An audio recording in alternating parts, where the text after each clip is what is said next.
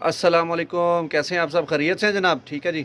और आज की भी एक इन्फॉर्मेटिव वीडियो है। जो लोग फ़िनलैंड में हैं या इस एरिया में आने वाले हैं या इन फ्यूचर पूरे फ़िनलैंड में कहीं पे भी आने वाले हैं, तो ये आपके लिए एक एग्ज़ाम्पल ही होगी।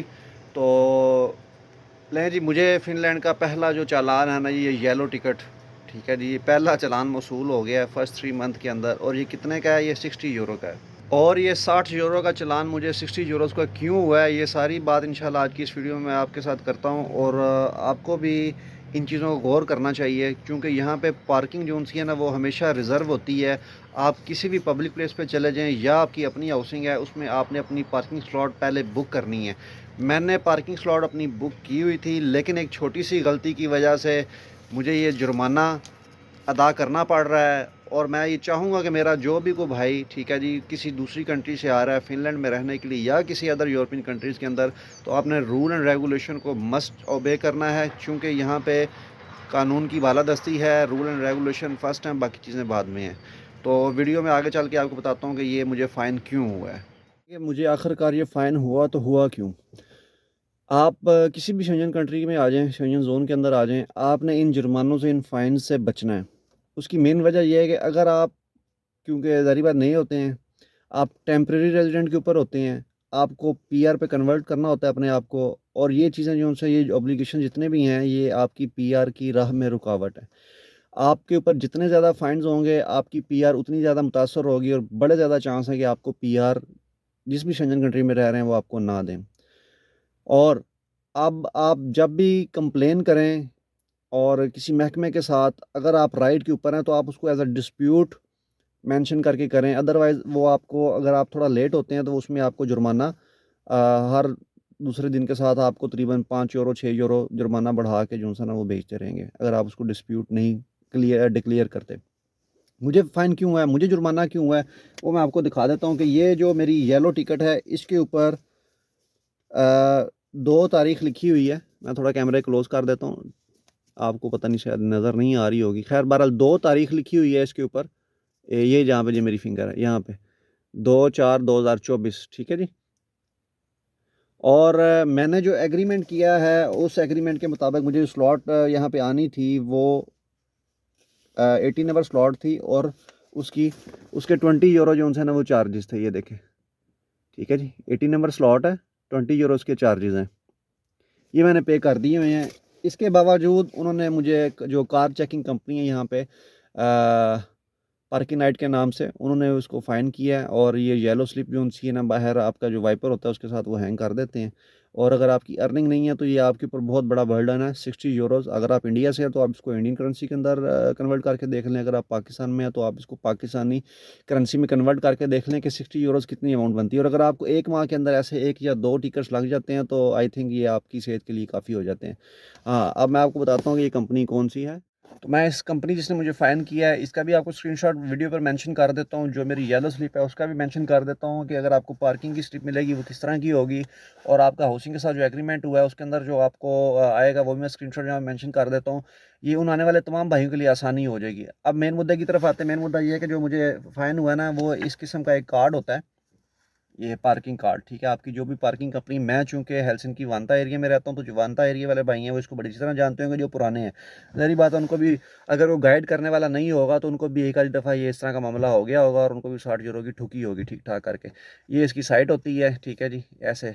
इसको गाड़ी के आपने मिरर के साथ अटैच करना होता है। ये मुझे चूँकि किसी ने बताया नहीं था, कि एग्रीमेंट तो मेरा उनके साथ हो चुका था, और उन्होंने, किसी ने बताया नहीं कि आपने इस कार्ड को हमेशा कार के अंदर रखना है, ठीक है जी।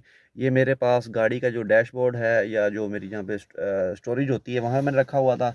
इसको आपने हमेशा शीशे के ऊपर चश्मा रखना है, ठीक है जी, जब आपने अपनी पार्किंग स्लॉट के अंदर गाड़ी खड़ी करनी है। इसके अलावा आपके पास यहाँ पे ईज़ी पार्क एक ऐप है, अगर आप हेलसिंकी में हैं, चूँकि आपको बताया था पहले भी कि मेन कैपिटल के अंदर, अगर आपकी कोई ऐसी जो नेचर ऑफ जॉब है कि आपको वहाँ पे कार यूज़ करना पड़ती है, तो आपको 2-3 किस्म की ऐप्स हैं जो कि यूज़ करनी पड़ती हैं। और अगर आप वो यूज़ नहीं करते, चूँकि वो जितनी ऐप्स हैं ना, वो प्राइवेट पार्किंग स्पेसेस को ऑन करती हैं। जैसे ही आपकी कार, मतलब फ़र्ज़ करें कि मैं जैसे कार में बैठा हूँ और मैं यहाँ पे उस ऐप को ऑन कर लेता हूँ, तो वो ऐप मुझे बताएगी कि यहाँ पे आपको इस वक़्त पार्किंग अवेलेबल है या नहीं है, और अगर नहीं है तो फिर नियर बाय आपको कहाँ पे पार्किंग मिलेगी और उसका रेट क्या होगा और कितने टाइम के लिए आप उसको बुक कर सकते हैं।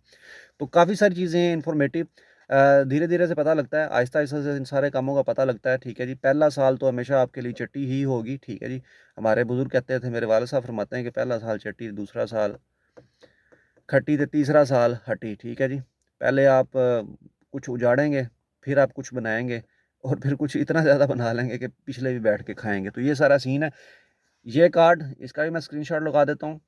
दूसरा जो हमारा एग्रीमेंट है ये भी, लेकिन अब मैं इनसे एक डिस्प्यूट तो करूँगा। काफ़ी सारे आप में से भाई यकीनन मुझे ये सवाल भी करेंगे कि भाईजान आप तो राइड के ऊपर हैं, फिर उन्होंने आपको क्यों किया है? लेकिन राइड पे एक लिहाज से नहीं हूँ, चूँकि ज़ाहिर बात है ये कार्ड शीशे के ऊपर लगा होना चाहिए था, और हालाँकि इवन मेरा एग्रीमेंट जो उनसे पहले का हुआ हुआ है और मैंने कार स्लॉट भी पहले से बुक कर रखी है। तो हालाँकि इनकी आपस में कोऑर्डिनेशन होती है, लेकिन बस ये भी कोई मौका फंड वसूलने का या आप कह लें कि यूरो वसूलने का मौका हाथ से जाने नहीं देते। अभी बात घूम फिर के फिर वहीं पे आ गई है कि अगर आप फ़िनलैंड में नए हैं, किसी भी यूरोपियन कंट्री के अंदर नए हैं, तो पहले 1 साल एटलीस्ट आप कोशिश करें कि आप कार ना लें। जब तक आपके वीज़े रिन्यू नहीं हो जाते, आपके पास पीआर नहीं आ जाती, आप कार ना लें। और अगर आप छड़े-छांट हैं, सिंगल हैं, फैमिली के साथ नहीं हैं, फिर आप ये रिस्क ले सकते हैं।